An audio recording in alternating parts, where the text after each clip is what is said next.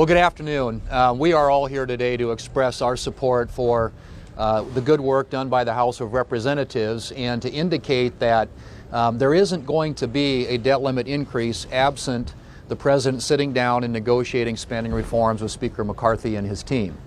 I pointed out since this has all started that in 7 of the last 10 debt limit debates there have been policy, budgetary, spending reforms attached to that debt limit increase. So this is not without precedent at all. And in fact, perhaps Rick or John have already said this, but back in 2011, here's what then Vice President Biden had to say about lawmakers who didn't want to negotiate on a debt limit increase. He said, and I quote, "How can you explain the fact that grown men and women are unwilling to budge up until now, and still some of them are still unwilling to budge by taking an absolute position, my way or no way, that's not governing, that's no way to govern, you can't govern that way," end quote. That's from then Vice President Biden. Well, in 2017, Senator Schumer publicly stated that he was leveraging the debt limit for policy changes. Ladies and gentlemen, we have to do something about the debt.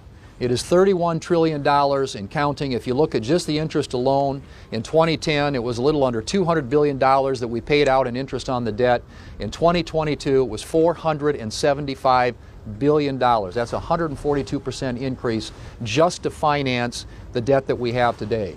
65% of the American people, including 58% of Democrats, are saying that any increase in the debt limit ought to be accompanied by spending changes, spending reforms, and policies that would help drive down the debt. We are on the right side of this debate. The President of the United States for 90 days now has been missing in action. He has been AWOL.